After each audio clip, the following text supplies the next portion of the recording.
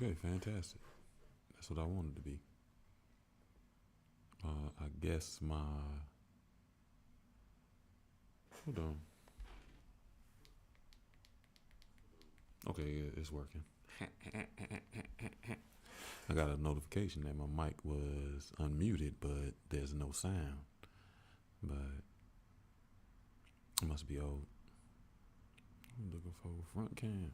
Family, so glad to be back with you. Hope you've had a fantastic week since the last time we were together. If you are new here, welcome to Swami Live, where we discuss healing in all its various forms: emotional healing, spiritual healing, physical healing, and mental healing. We do that in an effort to create an safe space or energy that we can be vulnerable and supports the evolution of us becoming the best version of ourselves that we can be. We do this every Tuesday at 7 p.m. Eastern. And then we also have a Thursday night show, which is a spinoff of this show in an effort to allow us a space to reconnect with the childlike energy in us by having someone read to us. So Thursday night is our book club. So we do this every Tuesday and Thursday at 7 p.m.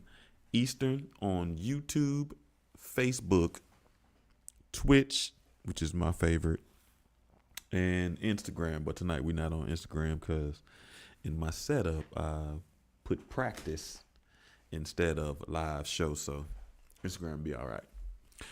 I know I will be all right. So happy Tuesday. I see you got the yellow colors.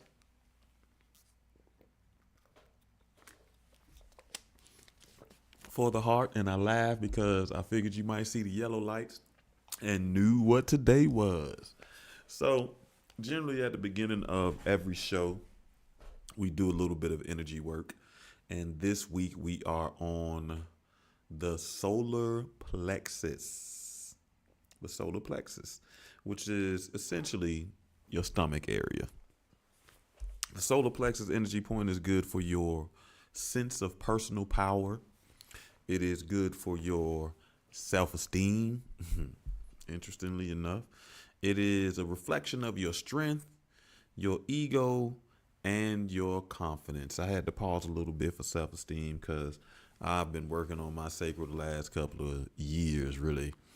And one of the things that I've been doing now is addressing it through my physical health. And I've been making sure I'm consciously trying to make sure my stomach goes down. And, as your stomach decreases, your self-esteem increases, my strength and ego. And I thought about it too. Big stomachs probably got a big ego. So, but anyway, that's my own little trip. So I've been working on my solar plexus, and those are the energy points for that. If you are into color therapy, the color for your solar plexus is yellow. So, okay. Not even just that. Now, this is probably TMI, but I don't care. Not that I don't care, but this is that kind of space where we could be vulnerable. So, one of the more amazing things about the solar plexus that I found out is around bowel movements, right? And bowel movements being a reflection of your gut health, right? And essentially, I found out how many times you have to wipe after a bowel movement is reflective of your gut health. And what they said when I was researching, the best gut health is the people who have those phantoms who use the bathroom and then there's nothing to wipe, right? I also seen this dude online said I liked it better, but he called it all net, no rim. So it's been all net, no rim the last couple of months. So I hope you move into all net, no rim too. I know, like I said, side note, TMI, no one else wants to know about it, but good to know. Your gut health is a reflection of how many times you wipe. And your gut health is your solar plexus, right? We're shooting for all net, no rim. So again, you want to wear some yellow colors eat some yellow food, spend some time in yellow light like we do here to reflect the energy of the energy of what we're working on today. If you are into essential oils, you want to think lemon, cedar, ginger, lemongrass, and I started laughing at juniper because there are these videos that I've been laughing at over the last couple of weeks. And this guy calls and says his name. They're prank phone calls, and the guy calls everybody and says his name is Juniper. And he does the little laugh afterwards. So, excuse me. Well, lemon, cedarwood, juniper, ginger. Hey, funny. Maybe my spirit knew I needed a little bit of work because I made some peanut and ginger sauce for some pasta that I made yesterday. That is amazing, amazing, amazing. If you are into crystals and gemstones, you want to think citrine, tiger's eye, sunstone is very good for it. Topaz, pyrite, and yellow jasper. I got some sulfur in there, so sulfur's good for it too. Yellow. Bing, bing, bing. As a matter of fact, let me write a note. I'm gonna put it on the last page. So when I'm doing the wrap up, I'll be like, sitting at what's his name? Because it's not in the app. I have a vegan cooking book that helps. Send recipe. All right. Boop, boop, boop, boop, boop.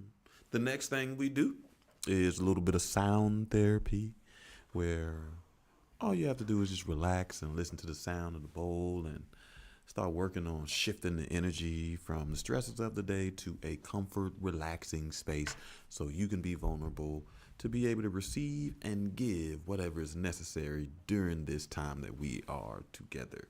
So now you just relax and get yourself mentally prepared for some breath work that we'll do next. And so relax, shape your energy.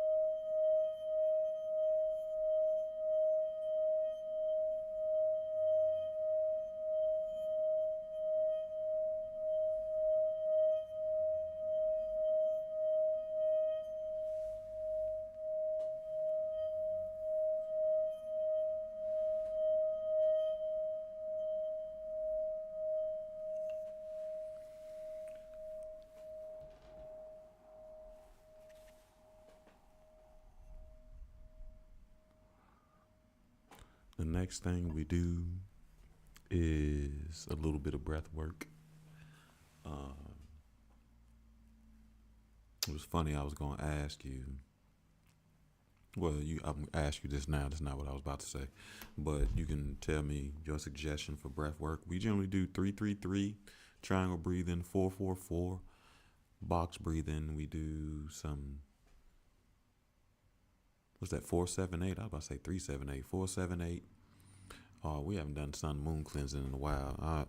It's just not always best for show. I was gonna ask you, do you think I should say something to our friend or not? I can tell you my spirit is saying not say anything. And I started laughing when I was doing the bowl because, it's on the frequency of your throat and your communication. So when it started off a little quiet, I thought that was the answer, that maybe I should say something. But then it got nice and loud, and I took that as a sign. Is just trust my instinct. I really feel like saying something wouldn't make a difference, because anything that I would say, they're already aware of, and that didn't make a difference. And I know me. Um, we all evolving, and one of the best things about evolving is really knowing yourself. And I know me, if I don't like, for lack of better words, wasting my breath. So thanks. I thought you might agree, but the bowl said don't do it. You said don't do it. My spirit say don't do it. So we gonna move forward. The next thing we're gonna do is a breathing exercise, and from one of our soul family, they suggested triangle breathing.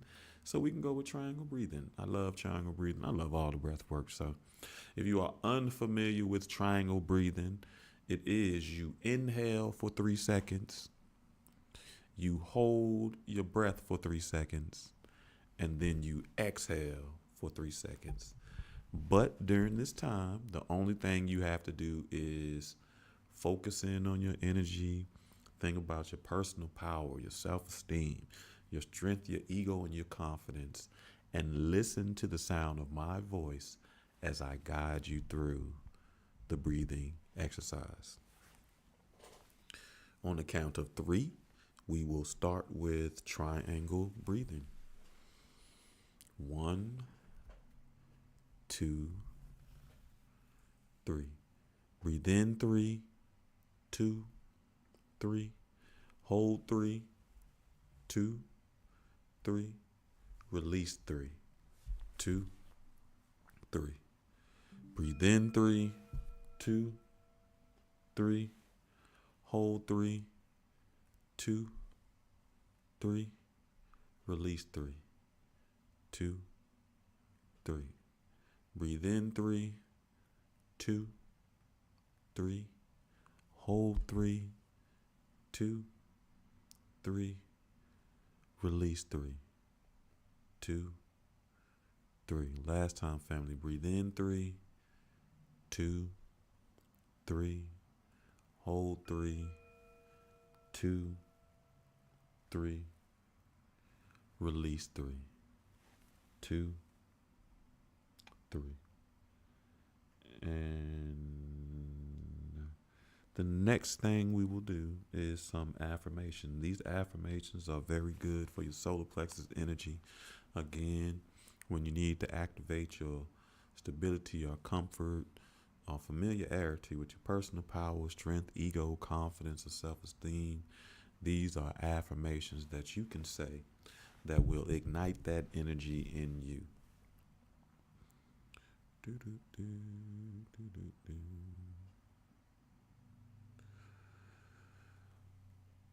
I need you to take a deep breath and repeat after me. I am confident.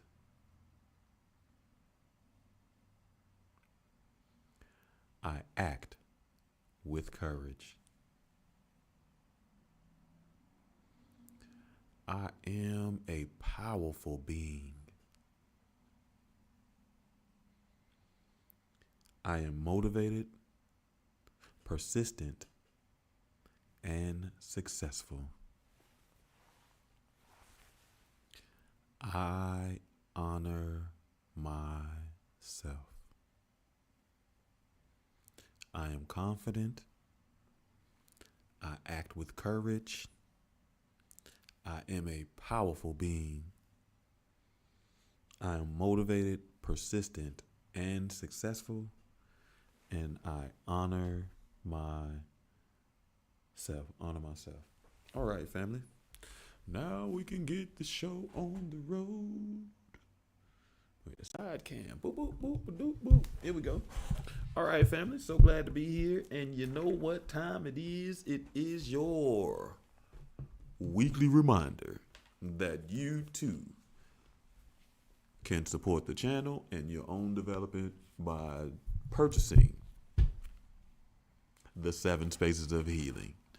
This is a book that will help you conceptualize or visualize or get a clearer understanding of seven spaces that you want to cultivate within yourself and make sure that you're a part of that will support your growth, healing, and evolution. You need that space for love, healing, solitude, trust, risk without judgment, accountability, and forgiveness. You can purchase this book now. It's available on Amazon in ebook and softback, which we like to call here. Even though we know it is, what is it? Paperback. Softback just sounds better. All right. Where we at, family? Okay, so we're going to have a little general conversation. First, I want to talk about, I guess I'm kind of excited. Well, not excited, but I guess I haven't quite identified the emotion that I kind of feel about this process that I'm on. Some of it's excitement, some of it's grief, some of it's sadness, most of it is curiosity, right? I feel like the child energy of curiosity is in me again in certain situations. So as I've been talking about it, we're going sober. We haven't had any drinks or anything like that. Not to say that I was a big drinker anyway, but when I would go out, I would definitely have drinks. But now I've been going out and not having drinks. So doing some of the various things that I would do and normally drink, I've been doing and not drinking. So this week, I actually went to the club. Whoop, whoop, whoop, whoop, whoop, whoop, whoop. Now, I'm not a big club person, but I do like to go to that space to hear music louder than I can listen to it in my crib. I like to go to the space to, be in energy with people who wanted to go out and have a good time, whatever that is, whatever reason to motivate them to do that. So this weekend, I was at a club. And the interesting thing about this trip to the club, outside of me being sober, and the thing that sparked the curiosity in me, was I really got to pay attention to how my senses activate a little bit differently, right? So when I'm in the club and I'm drinking, it winds up activating senses, period, right? But certain senses aren't the same. Like my smell isn't the same. What activated in my heart, my stomach, my solar plexus activates, my sacral activates. But this time in sober, the one thing that I really noticed is my smell. My smell was on fire, on fire. And watching the people, and it was curious. And it was a woman out there who made this clear to me, because when she walked by initially, I smelt this smell, right? And it was a very clean smell, a smell that I couldn't even quite describe. The only way that I could describe it was like a fresh bar of soap. It was like, I want my clean as real as ivory. And I don't even like ivory soap, but I do think it smells clean. Whatever that is, smells clean, right? And when I first smelled it, I was like, why I smell a bar of soap, right? And it's a bunch of people, but it's just this bar of soap just coming straight at me. And I'm like, you might be tripping. So I don't pay it any attention. I think I'm tripping. I can pick up smells randomly anytime. So it's not abnormal for me to smell something that isn't quite there. And then she left the space. And when she left, the smell was gone. And again, I was like, I gotta be tripping, because there's no way. There's no way. And then she came back. And when she came back, I was like, I'm gonna take a deep breath to see if I smell it again. So I told myself, there's no way I'm gonna smell fresh bar soap again. And I took a deep breath and smelled fresh bar soap. which was wild, wild, wild, wild, wild. Because I never been able to, well, not never, but been in a situation like that, a club where it's packed, it's a lot of people, and be able to differentiate smells like that. You know what I mean? Like you smell somebody's perfume when you up talking to them, but it was like a tunnel straight towards my nose. So my smell was interesting. The other thing that wound up being kind of interesting about this is the amount of people who actually are in this environment that aren't drinking, that don't drink, right? And when you drink, you don't really see the people that are there that aren't drinking, and you make the assumption that everybody's in there drinking. But no, everybody's not. I paid more attention to the people. Well, not paid more attention. I was more aware of the people who were in there with just water bottles.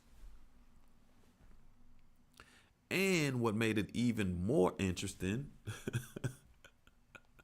the less I saw people drink, the more I saw them dancing. So the people who really weren't drinking were the ones that were dancing and having a good time, while the people who were drinking were sitting around being attractive, being cute, being wallflowers, which was very interesting, very interesting. So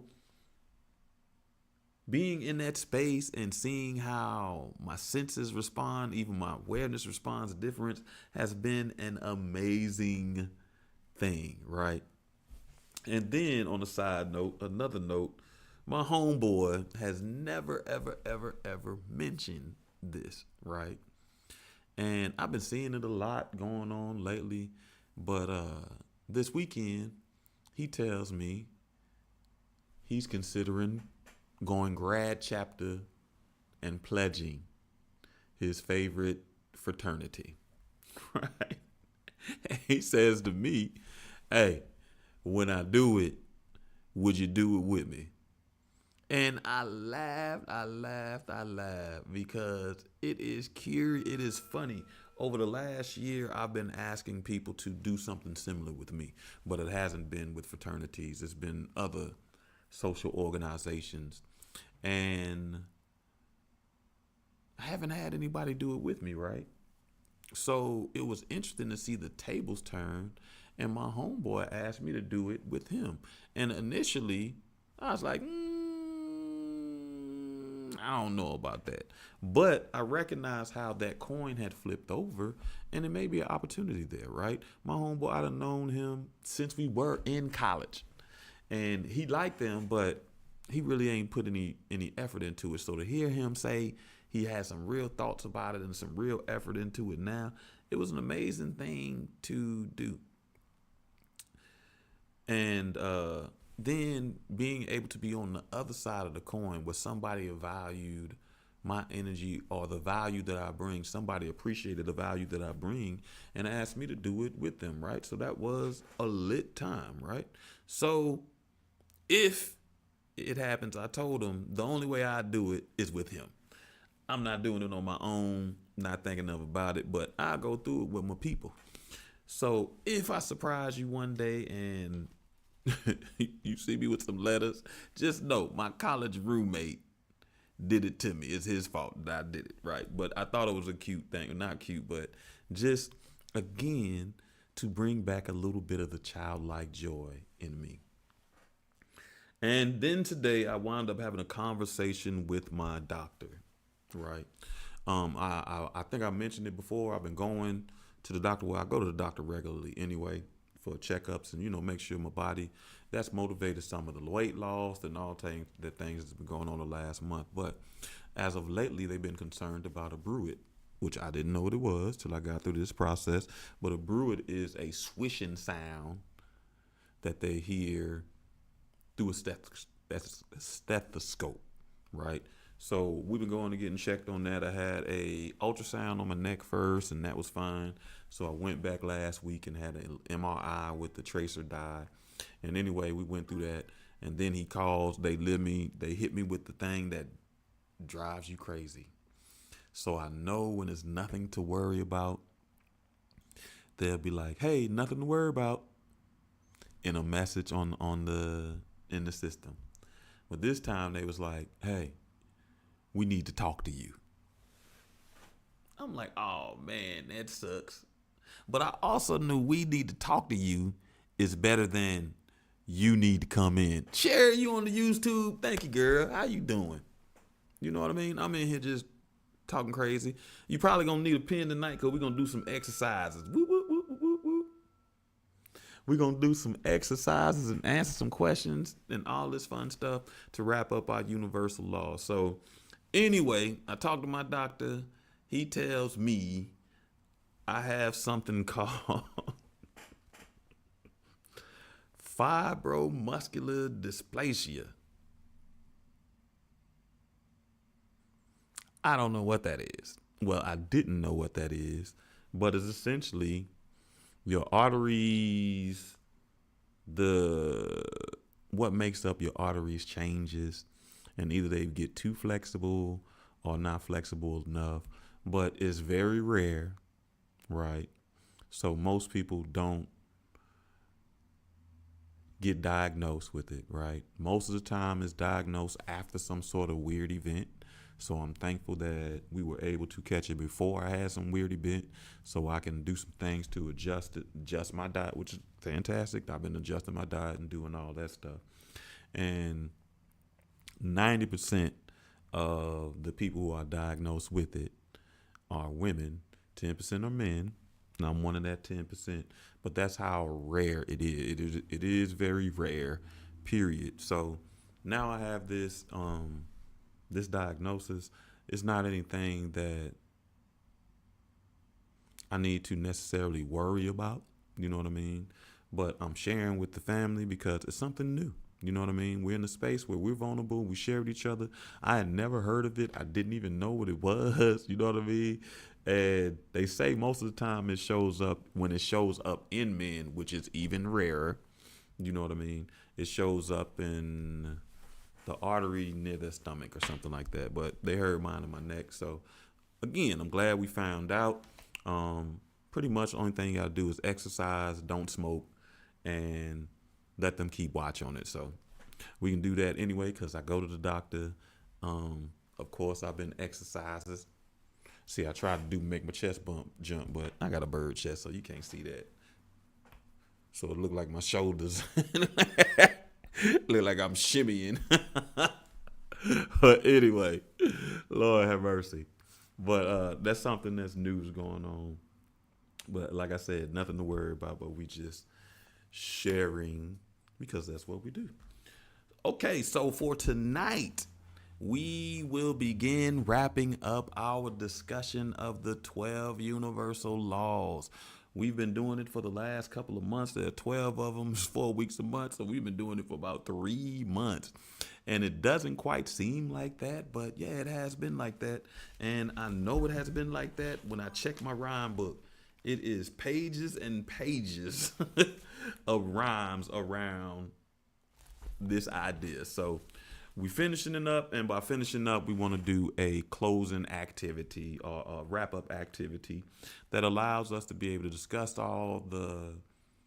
remind us of what the 12 universal laws was, and then we'll also, do a little refresher on what each law is, and we'll do some exercises to be able to help us navigate our use or our function in these energies, right? So if you don't have one, get you a pen. If you don't have a pen, then be ready just to answer the questions with yourself. Put your comments in the chat if you want to be able to share with us, and we'll have an open forum and an open discussion. So if you don't remember, the 12 universal laws started with 1, the law of divine oneness. Then we had the law of vibration, the law of correspondence, the law of attraction, the law of inspired action, the law of transmutation, the law of cause and effect, the law of compensation, the law of relativity, the law of polarity, and we wrapped it up with the law of rhythm, and finally the law of gender is what we did last week, right? The law of gender. And like I said, it's been so long, we wanted to start back up. What we're going to do tonight is group these laws in connected systems, right? Which will help us be able to remember and give us some idea on being able to see the connectedness or how these laws connect within each other outside of how they connect with all the other laws, right? So the first group of laws that we're going to discuss will center around this idea of connection and the idea of state. So these laws have this in common. They will be centered around connection and state, energy state, mental state, physical state, right? The first law was the law of divine oneness. What was the law of divine oneness? It's generally told us that your inner world and behaviors affect others. And others and other things are included in that. So what does that mean? That means that everything in the universe is connected. Every thought, every action, and every event in the universe influences something else, right? Like that butterfly effect idea that we talked about again when we were doing the law of divine oneness. That is that idea where a butterfly flaps his wings over here, and on the other side of the world, it causes a tsunami. Or even as we think about how we're dealing with it as Americans today, we did some attacks on Iran, and now we're also dealing with the consequences of those, the effects of those actions. Those actions influences other actions that we are dealing with now, right? So what was the main idea of the law of divine oneness? The law of divine oneness main idea was for us to be able to recognize the interconnectedness of all things.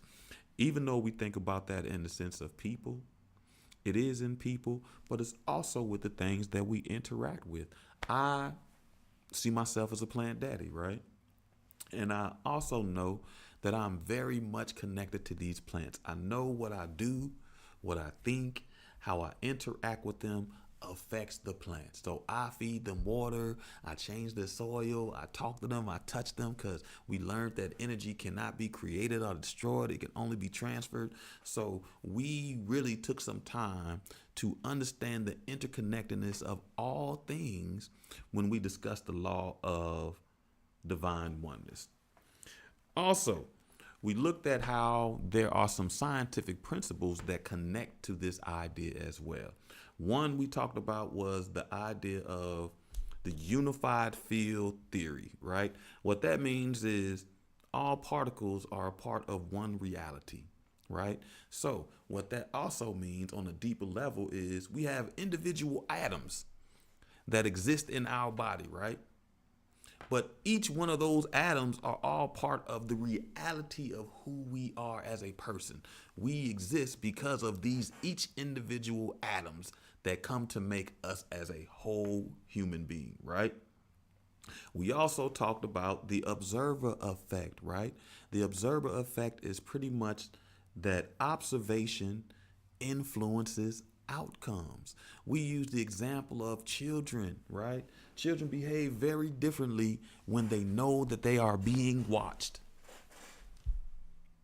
We behave very differently when we know that we are being watched. That is a real example of how observation changes or influences outcomes. There are also microscopic ways that happens too. There are the way that atoms function differently when they know that they are being watched, which is an amazing thing to see, because you're like, hey, how do these atoms know that I'm watching them? It ties into that interconnected energy that we all have, right? With everything that exists around us. Remember I talked about chinops?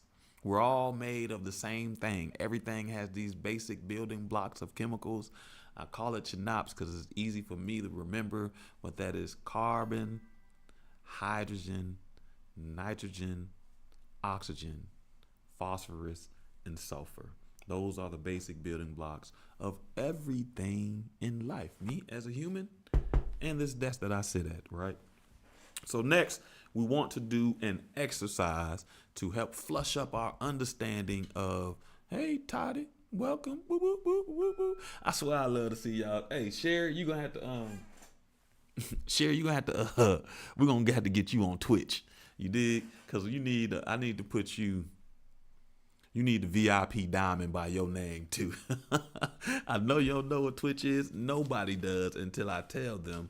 You have to be a part of that world, but we're going to get you on Twitch. All right, so now we're going to start with our exercise for the law of divine oneness, right? What will this exercise do? This exercise is to help us to build awareness of the impact of our interconnectedness, right? How does what we do affect other things around us, right? So the first thing we want to do is think of an interaction that we had that affected someone else. We can think about it. It can be from some time ago or something currently that we're dealing with. Just think of one interaction that we had that affected someone else. For myself, what interaction would I think? I don't know. That's a tough one.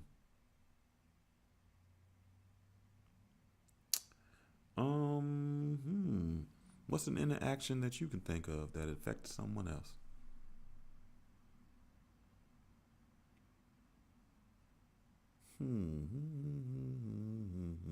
Okay, so I can give this one. It's very recent. A friend or one of the Soul family, one of the first interviews that we did on this channel, reached out to me, and what they were telling me is that they applied for a job and they put me down as a reference or so forth and so forth. And of course, I'm a great hype man. I turned up. So that was pretty much, excited for the new adventures in their life. They also starting their LLC. They're looking for a new job. So it's things that are bubbling under the surface that could be so exciting. So me, being the hype man, I was ready to be hype, right? So after you think of the one interaction, you have that in your mind, you put that in the chat, you shared it with your neighbor, however you did it, you ask yourself a couple of questions, right? The next thing you want to ask is, how did my tone, my mood, or my intentions influence them? Right? So we always talk about being mindful of your tone. I've learned tone can be interesting, right? A lot of times we like to say things like, it ain't what you say, it's how you say it. But I've learned that only works for people who are ready to receive accountability. When they're not ready to receive accountability, it doesn't matter what you say or how you say it, they're still going to be offended, right? But in saying that, knowing the power of tone, I knew that if I responded to them with an excited tone, that would do something to them, right? Like if they're coming to me and they're excited about what they're doing, like I'm starting this new business and I'm like, oh, okay, that's cool. That creates a certain energy inside of them, right? We learned that energy is words and words create emotions and all those things. So that create a certain energy inside of them, right? But I knew my tone was one of excitement and exuberance. So you know what that did to them? That made them feel a little excited. Their energy raised. They were a little like, hey, yeah, that is something to be proud of. And that is something good because many of us have forgot to celebrate the small victories. Of course, it may not be where they want to be yet, but they're on that path to getting there. So we're going to celebrate the small victories. So I knew my tone would change, right? Then the other thing, this was before I had the conversation with my doctor, right? So my mood was a little anxious, right? Not necessarily worried, but anxious. I knew it had to be something in between good and terrible. So I was a little bit anxious. But the good thing about that is, not the good thing, but the exchange of energy, I made them happy. They got happy. my mood, my personal mood changed. As I affected their mood, their excitement affected my mood, right? And my intentions were to do that, were to make both of us a little bit more happy as we interact with each other, as we celebrate the small victories. It's that simple as what it is, right? Or you can even think about how that's powerful in other ways. How have you said something that has changed somebody's day? Or have you said something that made someone feel sad? Right? That shows you the power, like the effect that you have, the interconnectedness that we have. You know, we talk about, we joke about this, right? Well, not just we, but as a people, we joke about this where I say, I was talking to my mom's husband, right? And I could tell him, I could hear in his voice, they went on a trip. I could hear in his voice that he was sounding a little happier, right? A little more relaxed, a little more comfortable, all the good things that brings a feeling of joy and contentment within you, right? And then I said to him, my mama must be happier too. She must be doing better. Cause you know how mamas can be. When they mad, everybody in the house gotta be mad, right? But that's an example. Even though we use that as a joke and we can laugh about that, fathers can be the same. It's not gender specific. I was just talking to my stepfather, so there's no need for me to tell him, make the joke about him. You know what I mean? If I was talking to my mama, I'd have made the joke about my stepfather, you know what I mean? But that is even though it's a joke, it is a prime example of how one person's mood or how our mood can affect the whole, right? So now that we've thought about an interaction that affected someone, we took some time to think about how our tone, our mood, and our influence and our intentions influences them and ourselves.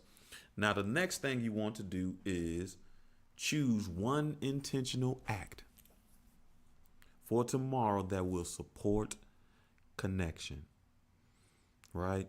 I know for myself, one thing that I actually have been conscious of, and we were talking about it last night in the men's meeting, is I even have it in the book. Space of solitude is a tool for rejuvenation, clarity, and all these things. But we have to be careful that when we're utilizing this tool of space of solitude, that we don't slide into isolation, right? And we have to put up some sign of sorts of signals, like some signs to let us know if we're sliding into that, right? And one of my major signs for myself is to recognize how often I'm talking to friends, families, people that I care about, right? So if I'm not talking to you that often, that means I might be moving from solitude into isolation, right? So I can tell over the last couple of weeks, I've definitely been in that space, right? So for tomorrow, one action that I can do is reach out to my friends, right? Reach out to my families, reach out to my loved ones. That can be one good action that I can do that will help build connection, right? Because healthy interaction helps build connection between two people, right? So for me, I'll do that, right? What is the one action that you would choose? Don't be afraid. Put them in the comments. I know you're there listening, but this is a show for all of us. We're going to participate together, right? What is the one intentional act that you will do tomorrow that will support reflection? Support connection, right? So take some time, think about that. And while you're thinking about that, we want to ask ourselves another question that would allow us to reflect on our understanding and use of the law of divine oneness, right? So ask yourself for this moment of self-reflection,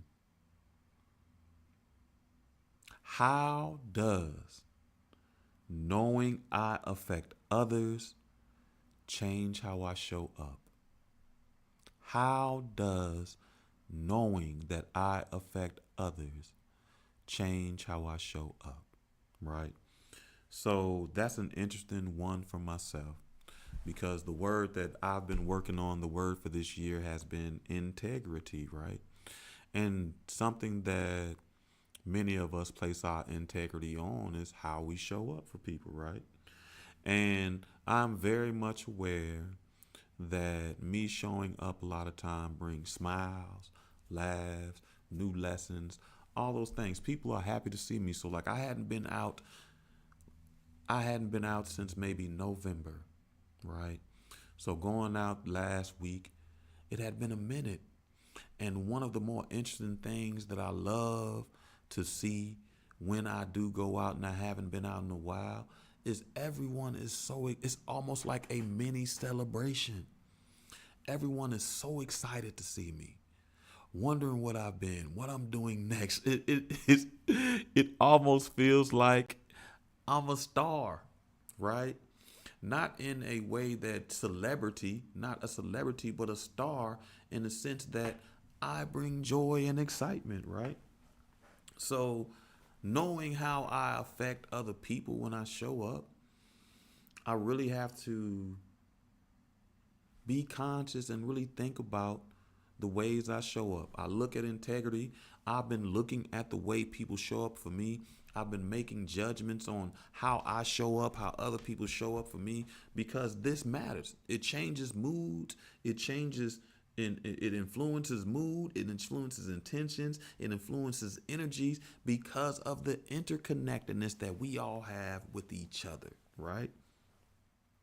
So that is an important thing. Remember, reflect on how does knowing you affect others change how you show up, right? How does it change how you show up? Don't forget, share it with me, family.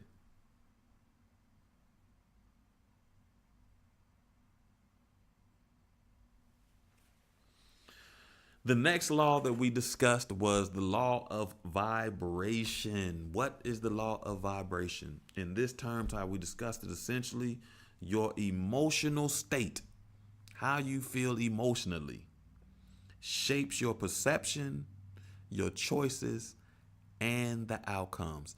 It is not the reverse. It is not what's necessarily happening affects us. It's what's happening in us affects what we see, right? That's what that is, because everything in the universe is in constant motion. That's what we understand with the law of vibration, and everything vibrates at its own frequency. We talked about that when we discussed that. We used the example of water, from water, liquid phase to frozen. All that is the vibration. The atoms are vibrating at one frequency when it's liquid, and then they slow down when it's solid, right? So thoughts and emotions, the main idea of this idea was specifically about emotions.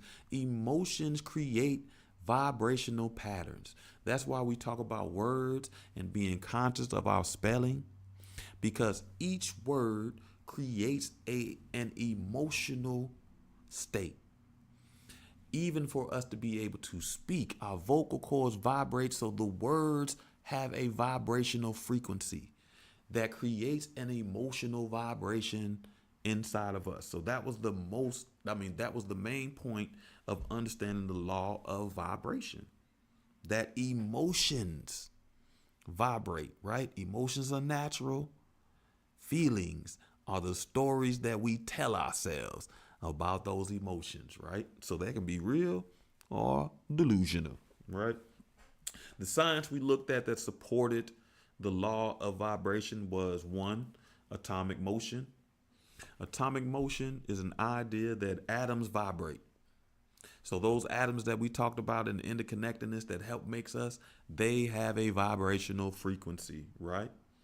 We also talked about resonance. Resonance is vibrating system affect others vibrating at the same frequency. That's that idea of likes are together. Positives affect all the other positives. negative affect all the other negatives because they're vibrating on the same frequency. As human beings, we can see each other, touch each other, feel each other because we are vibrating on the same frequency, right? Whatever frequency that is, that's why we're able to see each other. For example, we can't see air. We know it exists, but air is vibrating on a different frequency, right? We can feel it. We just can't always see it, right? But that's one of the things we want to see. Resonance, that our vibrational system can affect others, right? So for the exercise activity, we want to be able to identify and raise our emotional states, right? Remember, we're taking our power back, right? We're not giving control over our well-being, our feelings to just circumstance. We're understanding that the power that we were given, and we are utilizing the tools to help us shape the energies that live within inside of ourselves and the energies that we shape with others. So we want to be able to identify and raise our emotional state with the understanding of the law of vibration, right? So first thing you want to do is name your dominant emotion for today, right? We're not going to look back today. What was the dominant emotion that you dealt with today? Right? So for me, the dominant emotion that I dealt with today was anxiety. I had some busy work, so I worked hard. That showed up. I had a little bit of joy. That showed up. That's fantastic. Dominant emotion was joy. That's a good one. Mine was anxiety, right? Anybody else? Don't forget to put yours in there.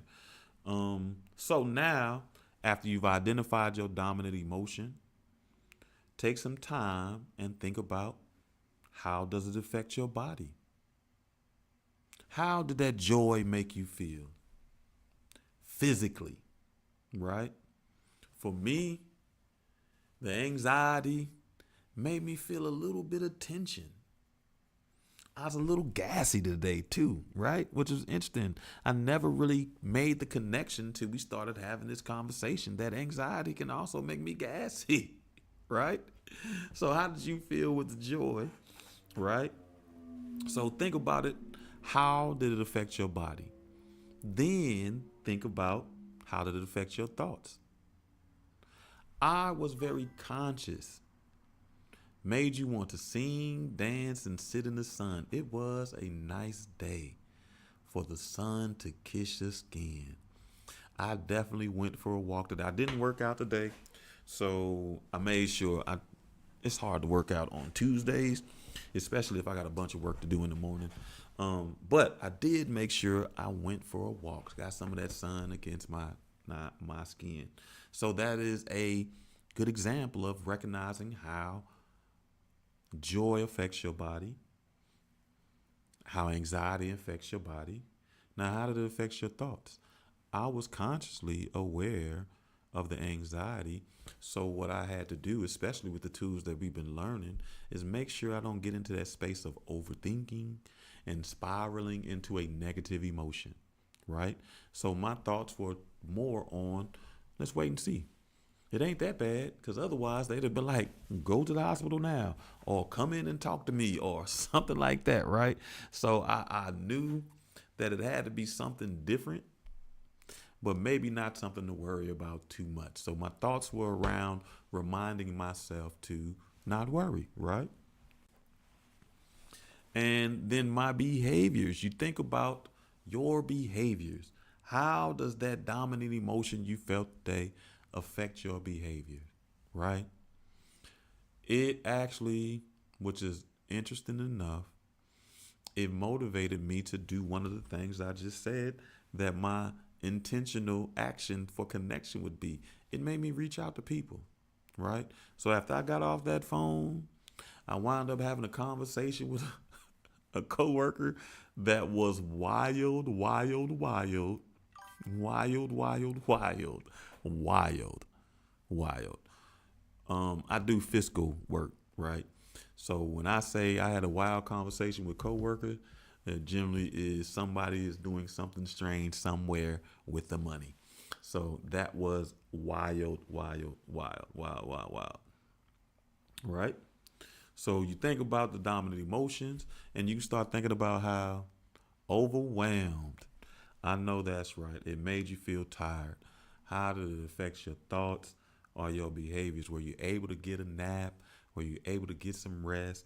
Were you able to do one of these things? Or were they keeping you in a cycle of worry or understanding or anything like that, right? So now that you have identified that, you were like me, we were dealing with some emotions that could be considered as negative. The next thing we want to do is choose one small action that can change your emotional state, right? What is one small action that can help you with the feelings of overwhelmed? What is one small action that can extend your feelings of joy? What is one small action that I can take to help navigate the feelings of anxiety? Right? The one thing I did that was very good, when you think about this, you want to think about breath work. That's one of the reasons why we do breath work before every show. Did you do some breathing exercises? Do you think that will help? Movement. I know I'm a movement person. I pace when I talk on the phone. So when that anxiety hit me, I made sure to go, hey, listen. Well, you know what?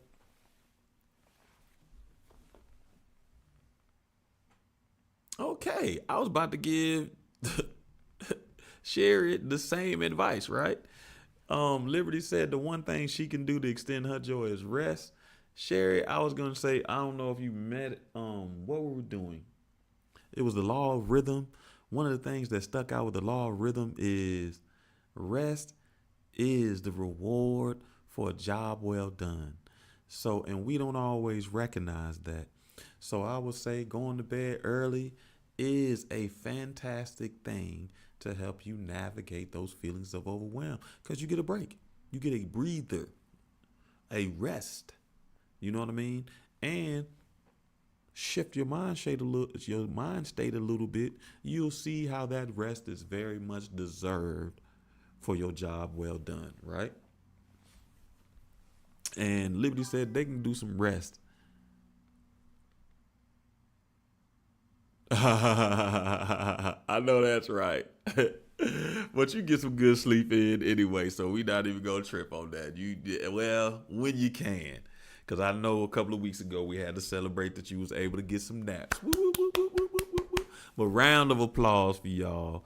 You know what I mean, for actually being able to be aware and identify and think about ways to be able to change that, right? So now before we move on, we want to think of a reflection. The reflection questions are something to make us go a little bit deeper. The first questions to allow us to get the energy to understand. I'm like, the law of vibration. All right, all right, all right, all right. So, in reflection, it's going to allow us to see the interconnectedness and how shifts in our energy affects us. We want to ask yourself, what shifts or what changes when my emotions shift and change, right? I can tell you like this. I can say, especially from anxiety. So when I shift my emotion from anxiety, I do some breath work, I do some walking, I do some things like that. What changes for me is my mood. So now I can feel a little more energetic or a little more present, which is something that, we always talk about, we always work on, is being present in what's happening to us now. So I can tell, like, when my emotions shift, my presence, me being present in emotion, also shift. I can either be too far in the future, thinking about what's going to happen next, or too far in the past, thinking about what has already happened. Like I talked about with the doctor today. I knew I was going to have a conversation with the doctor. And I'm so far in the future, like, oh my God, what's gonna happen? What he gonna tell me to do? Blah, blah, blah. I even told somebody he probably gonna try to put me on some pills. And my doctor really doesn't try to put me on no pills. But that was an evidence or an example of how my mood, my energy shifts to other things, right? So when you're reflecting on the law of vibration, ask yourself, what shifts when your energy shifts? So when you feel joy, what changes about you? When you feel anxious, what changes about you? When you feel overwhelmed, what changes about you, right? Think about that. You can share that, write that down for yourself for your own notes, but really take some time to think about what shifts when my emotions shift. That first group was the group of connection and state, emotional state, mental state, not New York, California state, but connection and state. The next group of the universal laws will center around inner and outer patterns and manifestation mechanics. How do I create the reality that I am seeing? What is my inner world? And how does that affect my outer world? Ah, that is good. If you can't see, Liberty said that mood definitely changes, and that impacts MS symptoms. Many of us are navigating several type of things that are going on with our body, and it also shows the interconnectedness. Mood and energy can definitely make disease symptoms flare up or even make you more susceptible to diseases, right? Or not necessarily just diseases. I don't even know what word, because it's not limited to diseases or conditions. Yeah, I like that better.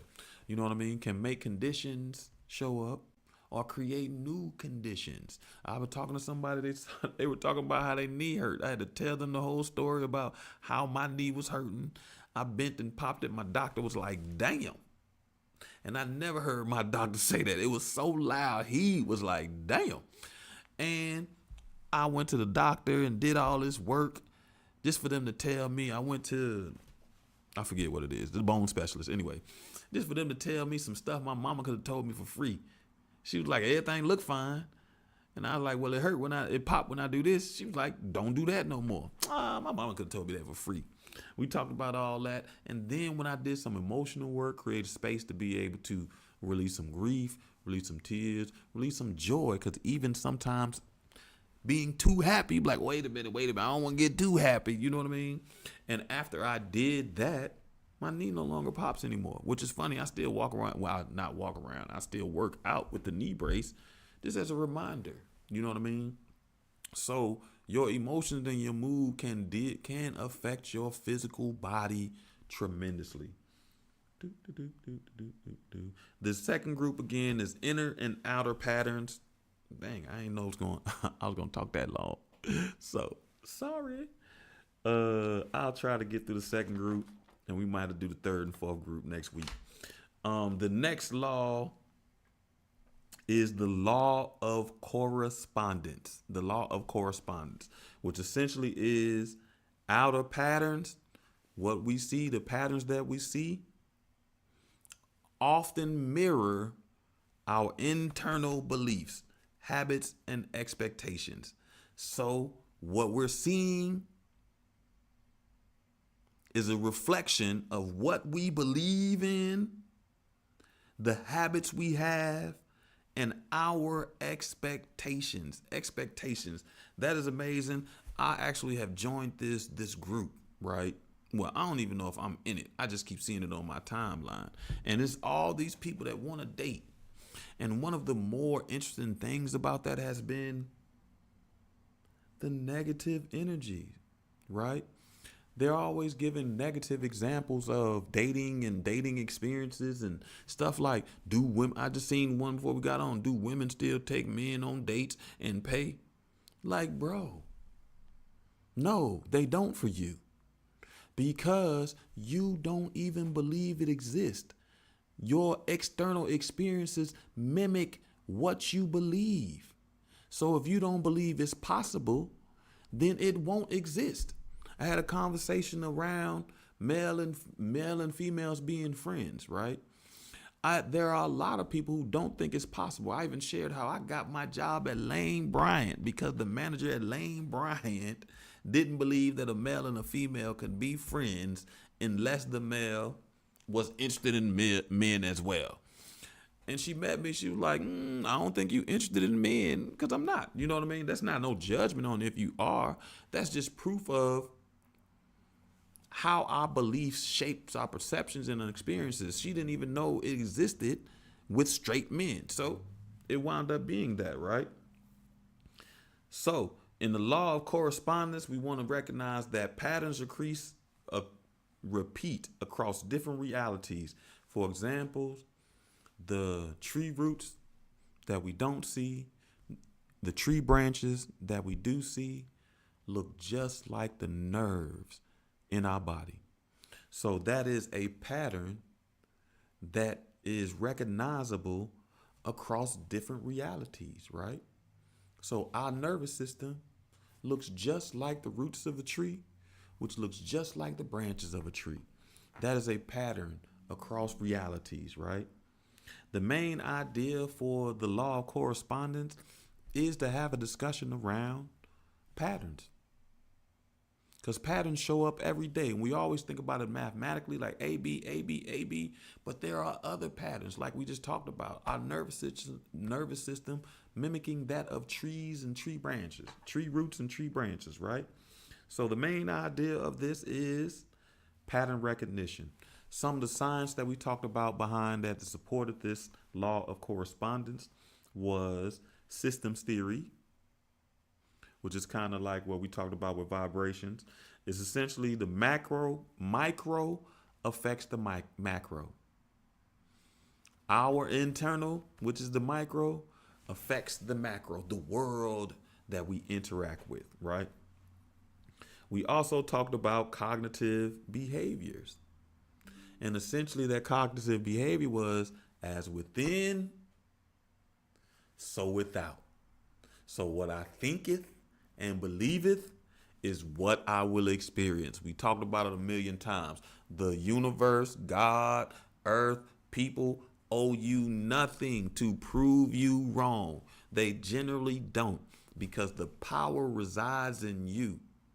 So the proof is to prove you right. So if you think it don't exist, your experiences are going to be it doesn't exist. You got me? Next, we want to do the exercise, right? This exercise is to help us to identify repeating patterns in our life. Repeating patterns, right? First thing you want to do is list a reoccurring issue in your life. What is a reoccurring issue in your life? One that I've talked about a lot has been the idea around giving and empathy and all that stuff. So feelings, emotions, connections, disconnections, all those things around giving, right? I'm a giver. Giving is a pattern in my life, right? So what is a pattern or a reoccurring issue in your life? What's a reoccurring issue in your life? Giving is what I do. The issue is receiving. As we talked about, or we're going to talk about again, the path for receiving is through giving, right? And I don't have a problem with giving. I struggle a little bit with receiving, right? So after you've identified the recurring issue in your life, mine's going to be receiving. The next question you want to ask yourself is, what belief might be under this? What belief makes me struggle with receiving? What belief makes you struggle with what you identified? And of course, moment of clarity and transparency. and this is one that I've thought about. That's why it's one of the words for our healing. Worthy. I really do think the belief under that is a sense of unworthiness, right? And the funny thing about it is, it really took time or take time to be identified, to be able to identify a sense of unworthiness, right? Because you'll label it as everything before that. You know what I mean? I don't necessarily need it. I might be able to be like it's unworthy. You know what I mean? But what made me think about it is someone saying to me one time, don't block my blessings because you don't know how to receive yours. And I was like, why would I have an issue with receiving blessings? Because I don't necessarily see how I deserve them, which is a word we had to work on too. Deserve, right? So, what is the belief under your system, under your recurring pattern issue? Being able to receive, right? After you think about the belief that might be underlying that issue, then we want to ask ourselves, what emotional pattern feeds it? A major emotional pattern that feeds into my inability to receive is my independence. Independence, a lot of times, will not allow us to allow people to give to us. Independence can be the way where we always can be conscious of the strain and the worry our needs might cause somebody else, and we don't want to do that, right? Like, I need a ride from the airport. I don't want to worry any of my friends, so I'll figure it out myself. If you actually are good at solving problems and figuring things out, that will also play into the inability to be able to receive, right? So I know that emotional pattern revolves around my feelings of independence. And the feelings of independence are layered. It feels like a responsibility, something I'm supposed to do. It feels like a response. I talking to someone, I wound up sharing with them. I remember when I was a kid, I said, I remember sitting in the floor and saying, when I get big, ain't nobody gonna tell me what to do, right? So I also recognize how that emotional pattern feeds into my inability or my struggle, because it's not an inability right now, but I still struggle with the feelings, the negative emotions that it creates. So, what is the emotional pattern that you feed into it? Liberty was got my. What's the other thing? Yo, my. On. That's all right. Well, there you go. There go your emotional pattern right there. We were trying to think of something. These little people won't let you function. All right. What feeds into that emotional pattern? The little people won't let you function. Could part of it be your feelings of being needed? Right? Think about that, right? The reflection question, the question that's going to allow us to go a little bit deeper as we think about our relationship with the law of correspondence. Our internal world creates our external world, as within, so without. We want to ask, what interchange could alter this pattern? What interchange could allow me to be more comfortable with receiving? I could tell you, because we worked on it, my sense of worthiness, my sense of deserving, reshaping my relationship with worthy and deserving. I used to say that don't nobody deserve anything. You deserve what you work for. But that's not necessarily true. You know what I mean? You have some unalienable rights. So for me, um, working on my relationship with worthiness, working on my relationship with independence, working on my relationship with allowing people to tell me what to do, right? So, what is an interchange that can alter this? A perfect example of me working on my worthiness was last year when my birthday came around. I actually asked for birthday gifts.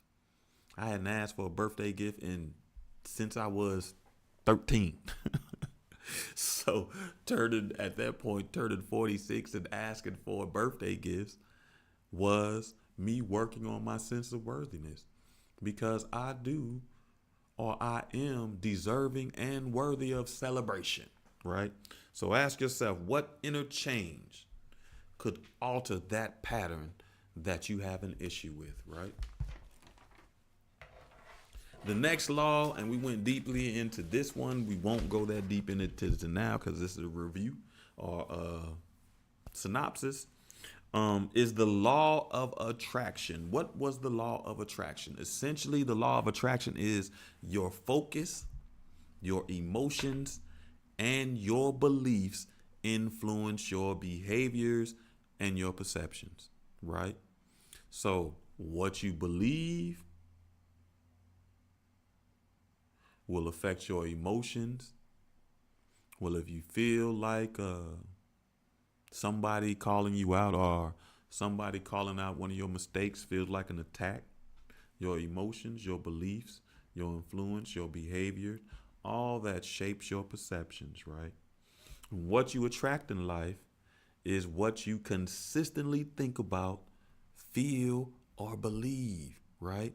So if you are telling yourself that there are no women that take men out on dates and pay for the dates, then that's what you have. That's what you do. That's what you see.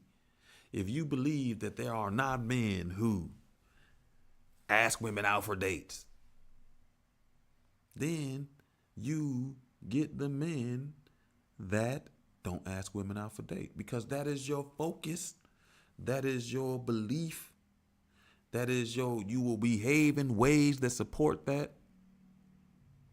I know that's right. Hello. That is a good thing. Um, Being able to work on when the what was the question? Let me make sure I say that right too. Oh no, that's next page. The interchange that could alter that pattern. Yup. And you know that helps your throat energy point.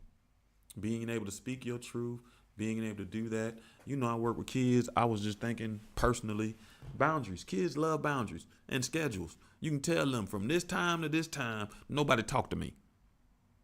You know what I mean? You can schedule the time. Once it becomes their routine, they will police each other, right? Police each other. They be like, ooh, ooh, ooh, ooh. Grandma doing whatever she says she does during this time. So be quiet. You know what I mean? Or don't bother. Now, of course, you know they children, so they're going to have their little moments. But once they understand the routine, they can function in that routine. You know what I mean? So that is a great way to build your voice strength, to be able to speak your truth by asking for what you need, right? Asking for what you need, which is because I know you. That is also one of your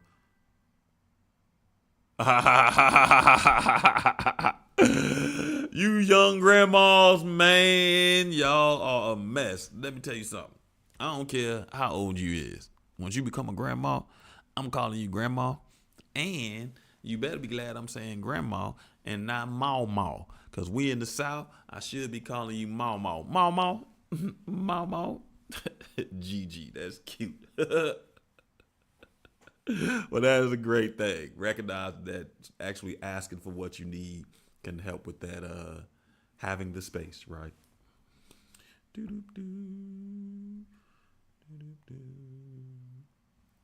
Again, with the law of attraction, you attract what you consistently think about, feel, and believe, right? Thoughts become things. Thoughts become emotions. Emotions become actions. And actions create outcomes, right? Sometimes that's why we even talked about it. Emotions are natural, but feelings are the stories that we tell ourselves. So we can shape these emotions in ways that may be true or untrue by the stories we tell ourselves. And our thoughts do become things. I think about, oh, I got to talk to my doctor. Now that thought becomes an emotion, anxiety, or worry. Now that worry creates some sort of action. I'm pacing. I need to walk. I need to do something. And that creates outcomes. Stress, stress, stress. Thoughts become things. They're not just things that pop up in your mind. They are the beginning of the phase of action. Action doesn't come without thoughts, right? Which we'll talk about with law of cause and effects. So, what's some science that supports the law of attraction? We talked about the reticular activating system. This is going to show up a couple of times. And that's simply the brain filters based on what you think. So if you think it don't exist, the brain will filter out all of the things that disprove you. So if you think men don't take dates or women don't take men on dates, anything that will disprove that, your brain will filter out. You create a self-imposed echo chamber where you'll think you're right, but you're not necessarily right because your brain is filtering out anything that disproves, that does not support your thought process, right? That's how we want to, what is it called? I forgot the word, so we're not going to worry about it. The main thing that we want to understand about the law of attraction is thoughts are the foundation of the reality or experiences we attract. So a lot of times when people talking about manifestation or how they attract what they want, they say it as if it's separate from your thoughts, right? And we also know thoughts need to become action. So you can't just think, I want to be rich. You have to then do actions that support you being rich, right? So the main idea is thoughts are the foundation of the reality. If you're not happy with the reality you're facing, turn back and think about your thoughts. What are you thinking? What are you feeding yourself, right? Okay, wowzers. We've been going on. So we'll wrap up after this. I lied. Put a star right there. So the exercise that we're going to do to help us to help us shape up our understanding, shore up our understanding of the law of attraction is through redirect focused intentionally. Intentionally changing our thoughts and focus, right? So first thing you want to do is think about what you focused on today. I gave you my example. It was the meeting with the doctor. What is something that you focused on today?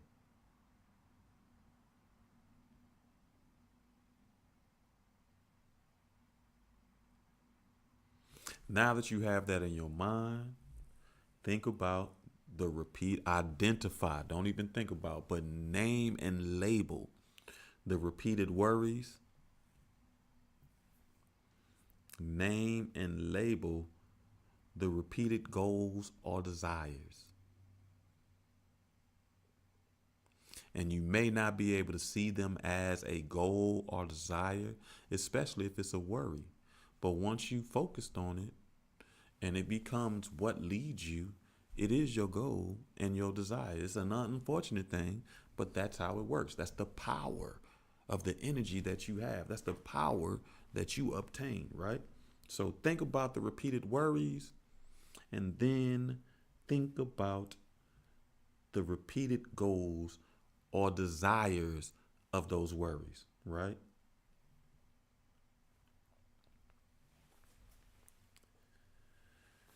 Then for tomorrow, choose one of those to focus on to change or reshape, right? Break that down into smaller goals, smaller things. Address them one at a time, and you'll be amazed because one day you'll wake up and you would have addressed them all, right? So think of one to focus on tomorrow that you want to reshape or change.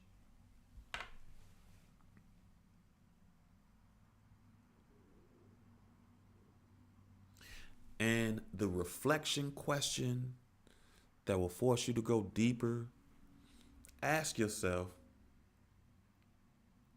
what am I training my brain to notice?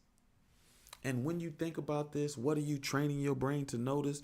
What are you focused on? What are you believing in? That's what your brain gonna notice. When you think about this as well, think about your social media algorithm.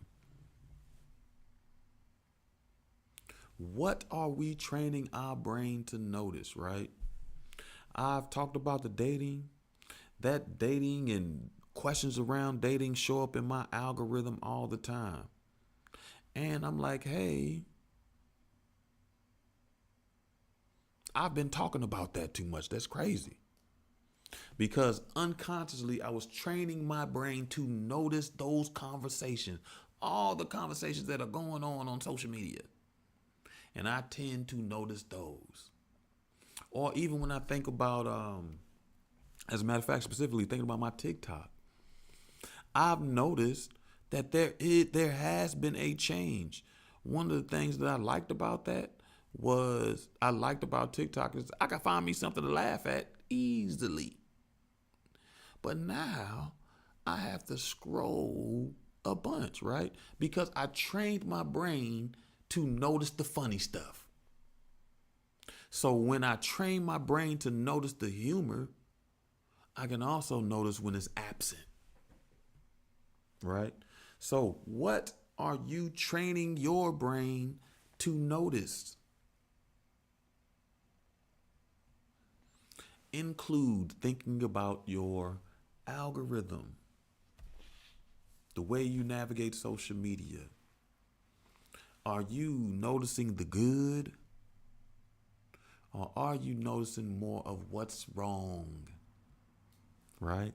What is your focus? What are you doing? What are you training your brain to notice? All right, family. It took a little time, so we're going to take our time. This is going to take a couple of episodes. We're going to move on and wrap this up. I appreciate your time. Next week, we will work on the law of inspiration. You know what? Scratch. We're going to do inspired action. It's the last one of this group. 5. Yes. So we'll wrap up after inspired action. We'll do this one and then we'll wrap up. So the next law that we discovered was law 5 that we discussed was the law of inspired action. What does that mean? It means intentions become real through aligned steps that support those intentions, right? So intentions become real when we take actions that support those intentions, right? To manifest what you desire, you must take aligned, intentional, and purposeful actions that move you towards that goal. That is what the law of inspired action is. It is intentional, right? Inspired. What does that mean? Inspired is energizing. It creates feelings. It's energizing. Inspired action is clear, right? That clarity does not mean the whole process is clear, But the next step you need to take is clear. Even if sometimes you're a little worried about that, it is timed.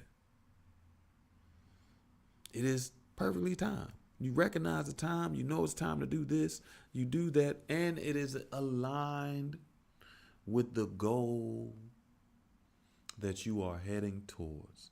It is connected, inspired, it's connected to what you want, what you envision, what your vision is for your life. That is inspired, energizing, clear, timed, aligned. What is force? Because when we're not taking inspired actions, we are forcing things that are not in alignment with us. What is force? Forced behaviors, forced actions. One way you can always tell them they are fear driven. Those people who are living in survival are this, forcing actions against what's aligned with who they are and what they want for themselves. Forced actions are heavy and burdensome. They make you feel weighted down, stressed, worried, tired. It creates all types of emotions that weight causes. And forced activities have a tendency to create a feeling or sense of burnout. You become burnt out. So now you're disconnected from what you are really trying to do, your purpose, your alignment, your vision. Hey, okay, that's what's up. Oh, never mind. Where we at? Forced actions are fear-driven, heavy, and create a sense of burnout. So that's how you can tell the difference between if what you're doing is inspired. Because even inspired actions can create tired because it requires work. So you can be tired. But when you start getting to the point of exhaustion and burnout, that means you have been forcing actions that may not be in alignment with you. The science that we talked about that supported the laws of inspired action was one that was major: cognitive priming. What does cognitive priming mean? That means you focus on a goal, the brain becomes primed to see opportunities, primed to see relationships, primed to see whatever is alignment with that goal. So if I want abundance, I tell my abundance, my goal is abundance. I start taking aligned and inspired actions towards that. My brain become primed to see more opportunities for me to have the relationships, for me to have the opportunity to earn the compensation. That is, your brain becomes primed to see these things that you need to go in alignment with yourself, right? Cognitive priming. We also talked about that reticular activating system again. As with cognitive priming, it is your brain focused on. Reticular activating system is your brain filtering out. It is the filtering process of your brain, which allows you to be able to see more opportunities, right? The main idea behind the law of inspired action is one that we are very familiar with, and that is faith without works is dead. It is not just enough to believe something. We have to move in alignment with that, right?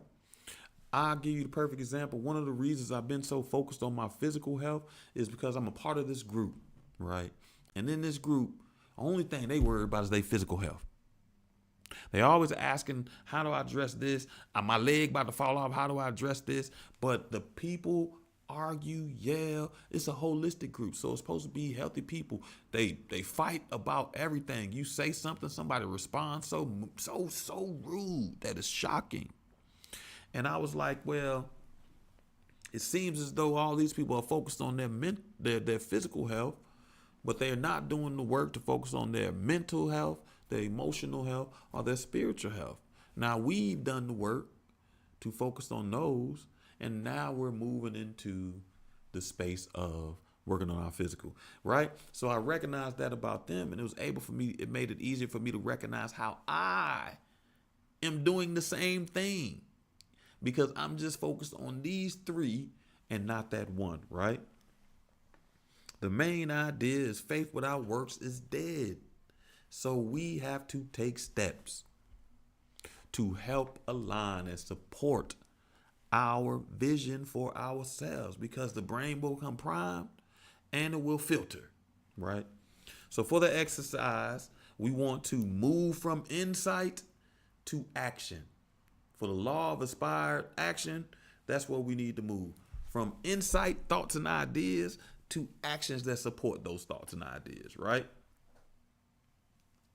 So the first thing you want to do is identify a goal or desire. What is a goal or desire you have for yourself? One that I'm working on for myself is integrity. I want to move with more integrity. I want to make sure I am in relationships that move with integrity.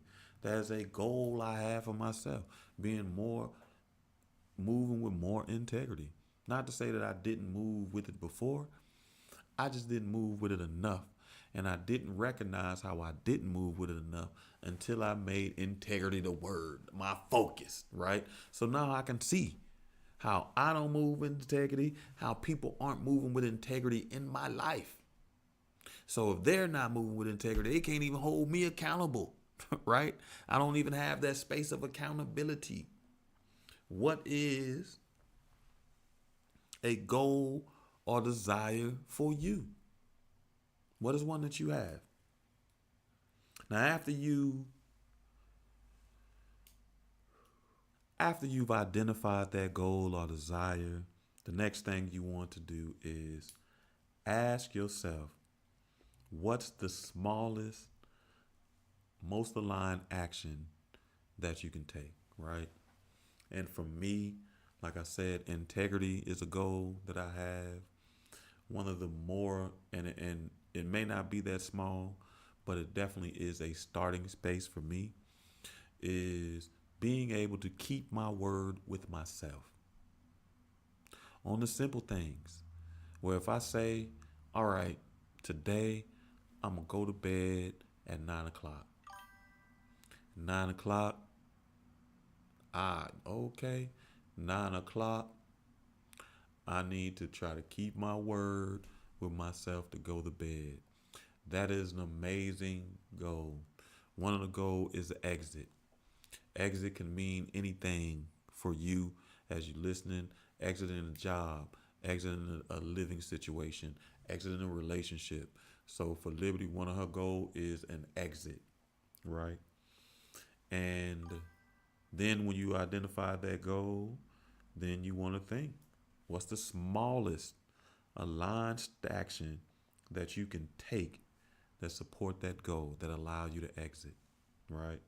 Mine was start with keeping my word with myself on small things like going to bed or eating more, drinking more Kool-Aid. I don't know, anything like that. So what is the smallest action that you can do to support you exiting, exiting, exiting, exiting?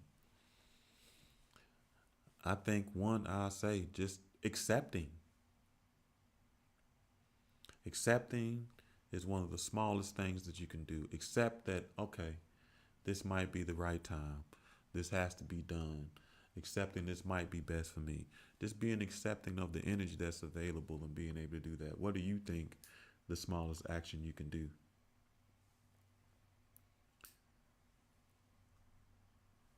Being able to identify that goal and then identifying the smallest step towards that goal is an example of inspired action, right?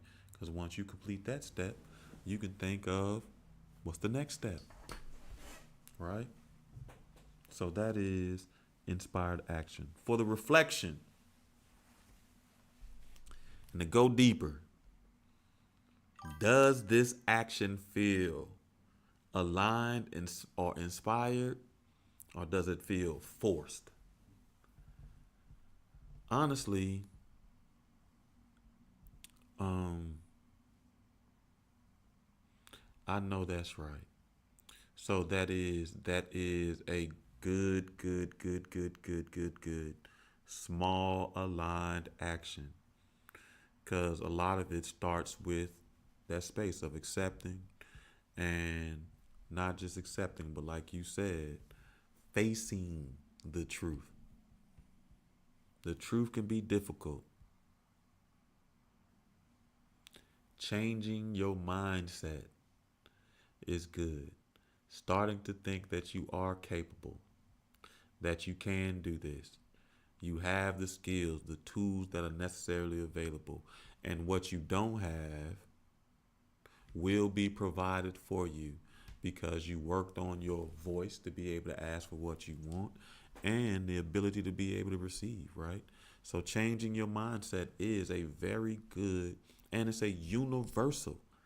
Like the example I gave was very specific, keeping my word to myself. But changing a mindset is a universal.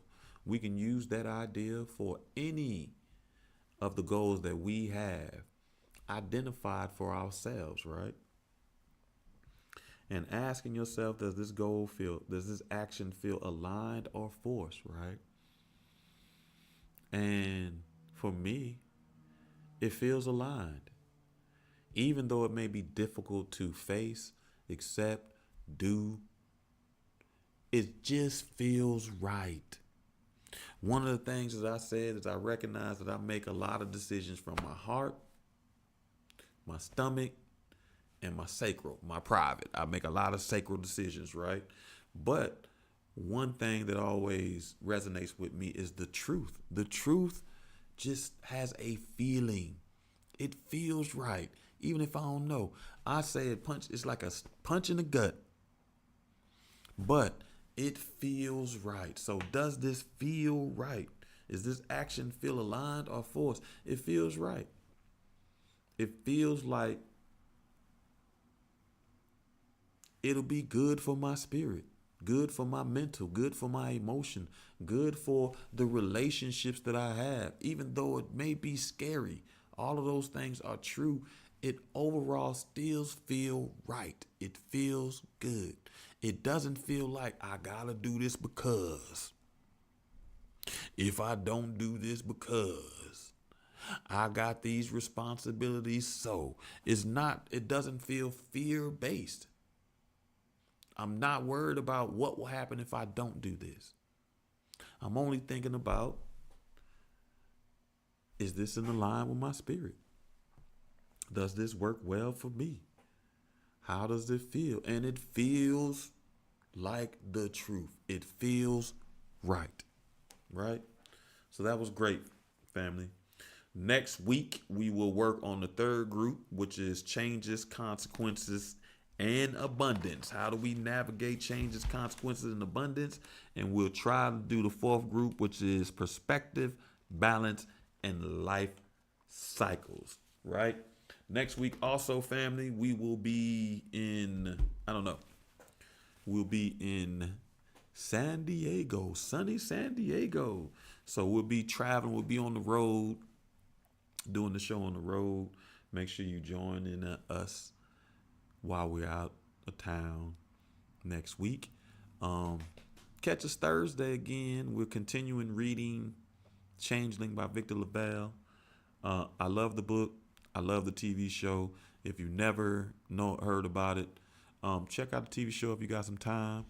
It's on Apple TV. If you don't have time to check out the TV show, make sure you log in and check us, or watch the videos, the replay videos on the used tubes. I'm sorry, it was my friend from Milwaukee used to call YouTube the used tubes, so I still call it the used tubes. And you can join us Thursday, like I was saying, to enjoy reading or continue reading of not Celestine Prophecy, Changeling by Victor LaValle. Catch us next week as we continue wrapping up the 12 Universal Laws. And before we go, I want to remind you that you are confident. You do act with courage and bravery. I have to put those together because you need them both. You are a powerful, beyond measure, a powerful being. You are motivated. You are persistent. And you are successful. And lastly, and importantly, do not forget to honor yourself, family. Honor yourself. Again, check us out. If you missed it, I see some people still coming on. If you missed the show, check the replay. You can probably rewind back or catch it on YouTube. Every show that we've done on YouTube is on YouTube. And next week we'll finish up with changes, consequences, and abundance. And what's the other one? Perspective, balances, and life cycles with the 12 universal laws. I thank you, family, for your time. I thank you for your support as always. I look forward to building with you on Thursday during book club or having you back here again on Tuesday during Soul Swami Live. Gratitude, family. I wish you the best. Think about some of those questions. Reflect on the laws that we've already discussed. See how you navigate them. Reshape your understanding of your power and get your power back, family. Again, I appreciate you. Thank you. And until next time, peace.